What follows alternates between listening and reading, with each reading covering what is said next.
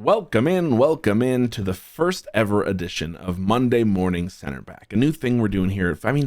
Everything we're doing here at Footy 5280 is new. My name is Pat Radigan. I'm going to be the one guiding you through this rewatch here. But rather than talking about a lot of the things that we're going to be doing, I thought, you know what? Why not just start showing you? So this is going to be one of the features you can get used to every Monday morning, hopefully live sooner rather than later, rather than just being Monday morning while I'm putting this together. But I'm going to take a look back at the film. I'm going to take a look back at what was said in the post game, kind of compare and contrast the two, and see what we can learn. And I'm not going to lie, I wish it had been a little happier for the first one. We start with lineups. The thing to notice, a late scratch of Evander from the Portland lineup. I'm missing some pieces, a roster that's still in transition, new coach as well. But then for Colorado, it's a lot of what we expected after the offseason. So I don't think anybody expected Oliver Larraz to be in there, but it was something to watch heading into the game. We'll jump straight in, and only took a few seconds for it to start up the clip where things turn south. So we'll start here. Ball getting played around a little bit. Ball gets played to the wing. Sam Vines a little bit out of position with that step, allows the run in behind, and that is all the space they need to find that ball to sneak it through. Now, I don't want to do this right away to you guys. I don't want to be that guy, but from the second I saw this goal, I thought that looks and feels a little bit familiar. And so let's just rewind it, how about to the 2023 season opener, shall we?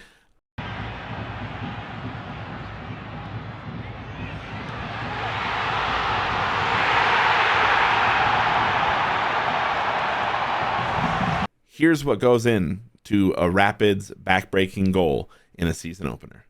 Step one, your left back's got to kind of get caught in no man's land, kind of get caught in between and commit so that the ball can be played in behind them. Once the ball has been played in behind your left back, that leaves Andres Maxu to try and cover. And although he gets there and makes a confrontation in the box, the ball still makes its way through. Then the other team's opposing forward has to run the other center back off the ball. Last year was Lals Abubakar. This year it's Moise Bombito. But you can see in both instances, the other Rapid center back gets taken out of the play, leaving Keegan Rosenberry in a one-on-one situation, and not ideal. Not ideal. And when you look at it again, I'm not saying that these are the same things. I'm not saying these are the same teams. I'm not saying Sam Vines is by any means comparable to Alex Gershbach.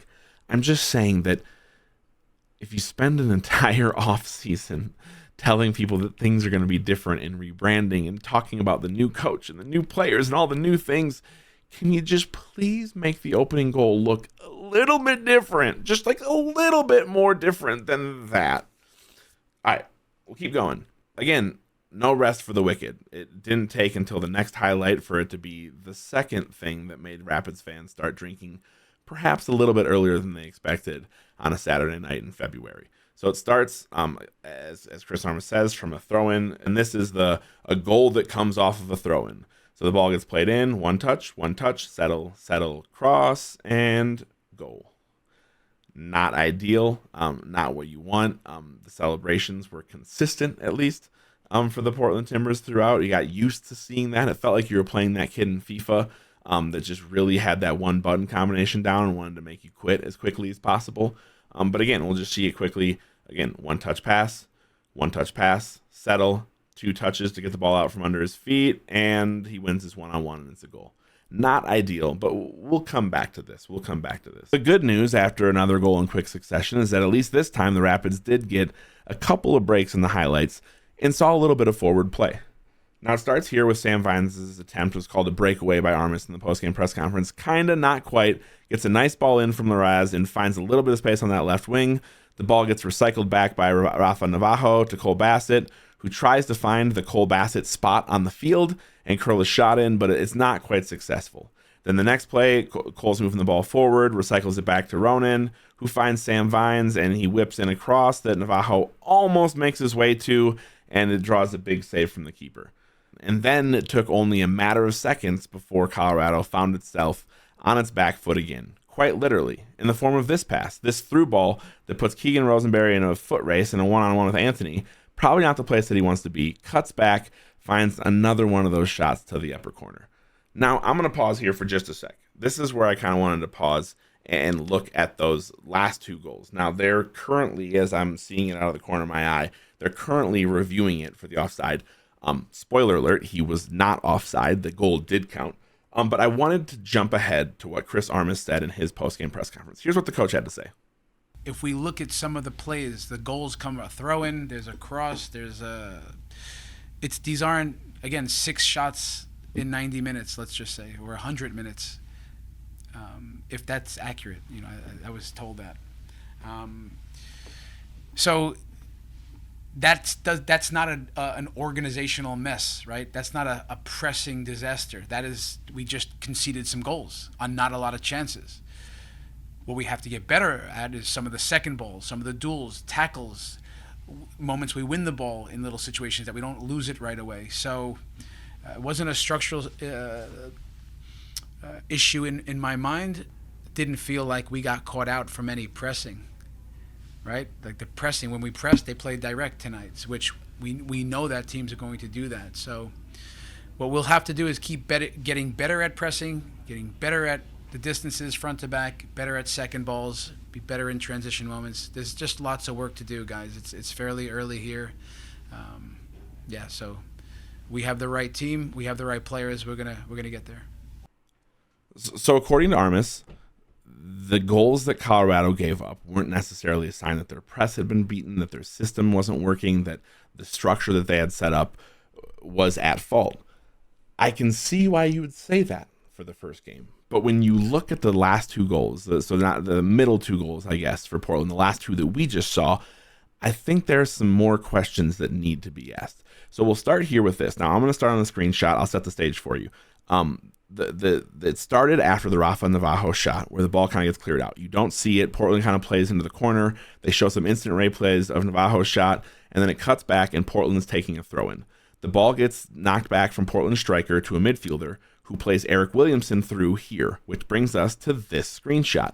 So what you see is Oliver Larraz tried to step up on Williamson's shoulder. Calvin Harris tried to close down from his right shoulder, and Eric Williamson just dropped his shoulder, turned inside, and he put both of those players behind him.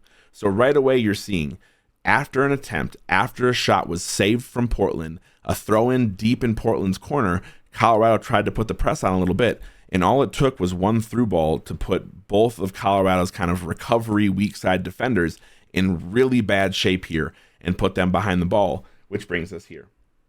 Now, the other thing you'll notice here is as the ball plays out, Anthony doesn't touch it until he gets in the box.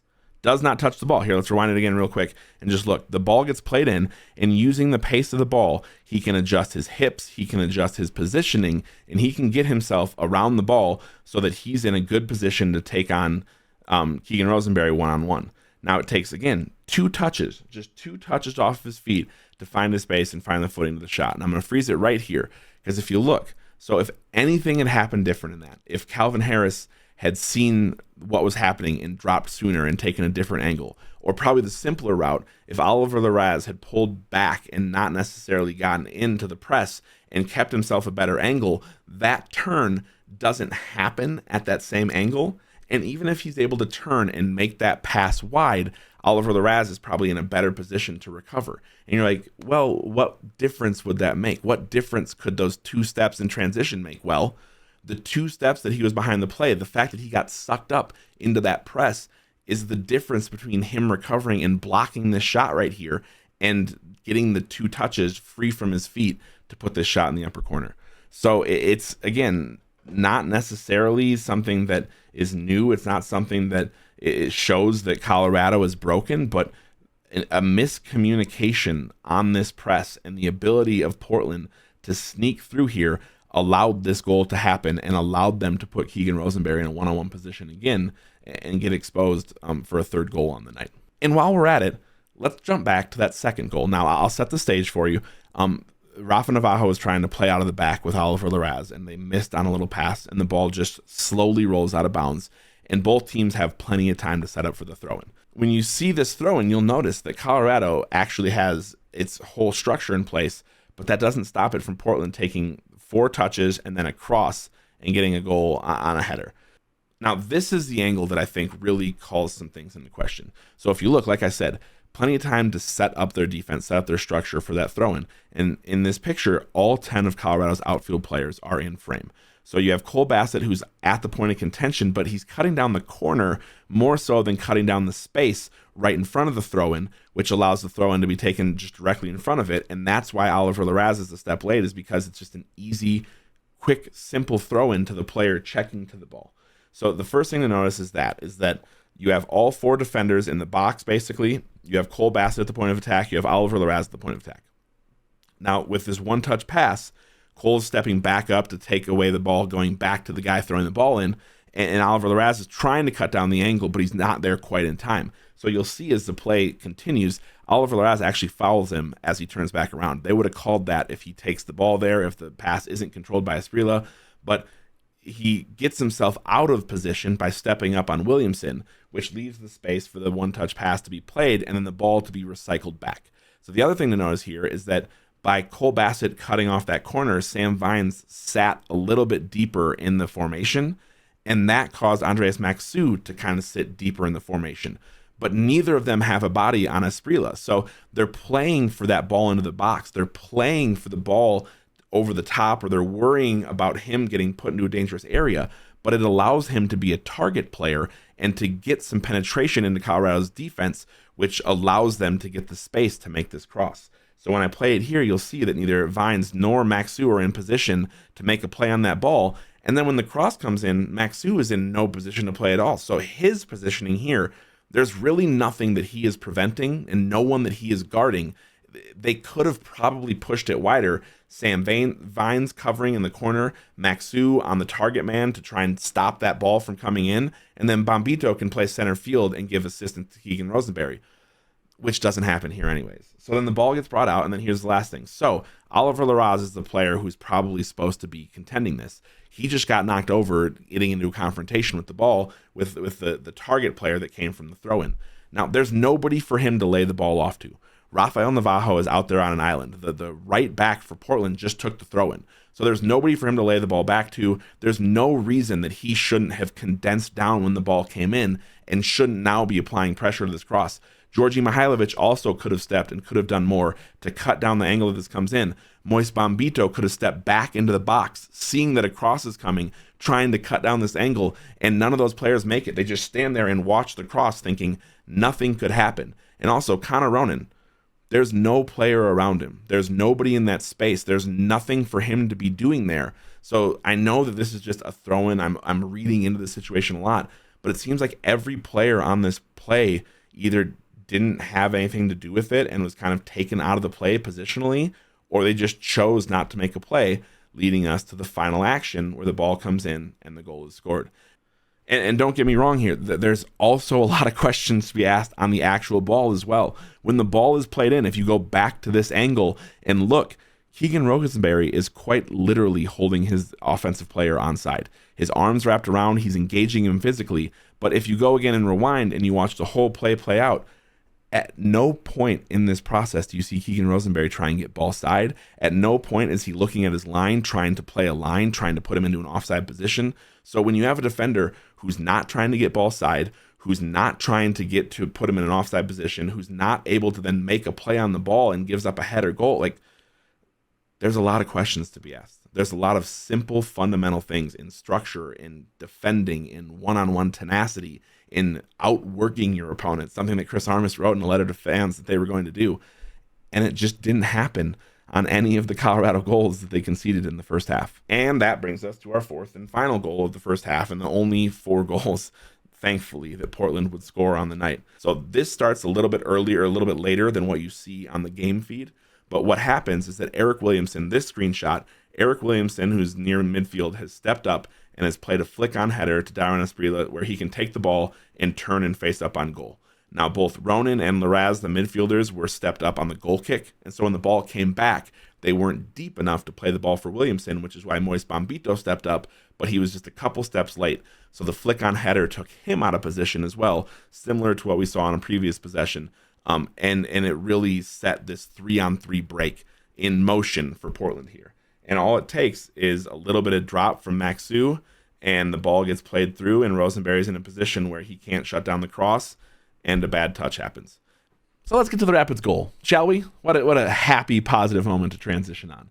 But again, it comes in a situation where you probably wouldn't be surprised. Colorado lining up for a Connor Ronan set piece. He gets an in-swinger. It's dangerous. It's got a biting delivery to it. Moise Bombito gets a body on the goalie to kind of keep him from making a play on it. And Calvin Harris gets it across the line. Yes, they play on. Okay, you'll see the ball sneak away. But it clearly, from this angle, the ball bounces and gets across the line. Now, I'm going to take it back just a second and then watch that one again. Because if this is a 1-0 game, a 2-0 game, if it's close, I think there's a chance they could call this back for a foul. But the fact that it's 4-0 and the ref's like, you know what, we'll give him this one, I think is why they didn't call this back for a foul. But it was a good play. In soccer, those things happen. You got to be physical. You got to try and win. And for Calvin Harris to see the ball come through and to still knock it down and get it across the line, hey, Colorado's going to need every set piece goal that they can possibly get. There was also an attempt from Cole Bassett in the second half that I wanted to highlight and compare it to those ones in the first half just to bring up one key feature, right? So here's the highlight, okay? So Colorado gets the ball, they move it around the back line, and the ball gets sent in along the right side. Calvin Harris takes the touch, brings it down to the corner, sends the ball in for Cole Bassett, isn't quite able to get his header on target. After the game, a lot was said about how this game could have gone in either direction. Actually, here's a little bit of it. That game could have went lots of ways. Look, it could have been more goals you concede if you give in, but it could be 2-2 if things go our way too. There's a set piece in the first half we almost score. Rafa almost 2 chances near post. Sam Vines gets a little breakaway. That's factual, right? We gave up 3 goals I think on 3 shots on the night. 6 shots overall in this building. That's a credit to the team, the organization of the team. That's not lucky. But we did get punished for a few lapses, and we have to look hard at that, and we'll learn from that. So then what happened? What was the big difference in the game? For me, personally, it was the same issue that plagued this team in 2023. Portland's ability to play quicker in transition, to have players who are more dynamic, to have players who can make plays and to operate quicker in the final third, gave them just a little bit more space. Starting with the Sam Vines. If you go back and look at the ball forward, where Sam Vines gets his opportunity on goal that eventually leads to a Cole Bassett chance, you'll see in this freeze frame right here, Portland has pretty much its entire defense in its shape and in its shell structured behind this ball. So whereas Colorado got caught playing the ball in the midfield, the ball got played in behind and across beat Colorado's defense, Portland is in a much better shape, and Colorado doesn't necessarily stress out teams when they don't have the players in the middle of the field that can play forward-thinking passes. So when this ball comes through, it's a great ball from Oliver Larraz, but it's from deep in the midfield. It's from not in those areas where you can get the ball on goal, where you can get into the 6-yard box and really threaten the keeper. And then if you look on the recycle, Cole Bassett has a shot that's pretty similar to either one of the ones from Portland that goes in, but the difference is a couple of things. First of all, he's about 10 yards further out. So he had time, he had the ball on his right foot, but he's taking it from a different angle because as that shot gets blocked and recycled, Portland's shell slides back into place. The other thing is that there's more people in the box. There are more targets. There's more in front of him. There's more just chaos to make it harder to shoot and to make some of those things happen. At times, Colorado didn't get numbers back. They didn't get the numbers behind it. When they did, they weren't in a position where they could affect the shots or block the shots or really do anything other than just fall to the ground as the ball went in. On the Calvin Harris cross, Colorado's playing that ball from the midfield line. The through ball, the pass to push it around the edge is coming from so much deeper. So when you compare it through the ball that caught Sam Vines out for the Portland's first goal, the difference in that pass coming from a deep midfielder, coming from a center back versus coming from a midfielder in the attacking third, close to the attacking third, somewhere in the middle of the field, is huge. So as Calvin Harris gets pushed wide on his cross, Portland was not, the ball can trickle through and it leads to an easier shot and it leads to a goal. I think that's the story of the first game, is that everything that Portland did, an underwhelming roster, a new coach, a similar situation to the Rapids, but what they did had that extra little bit of sharpness, had that extra little bit of intent, and the way that they were set up gave them opportunities to have more dangerous attempts to turn those half chances into goals.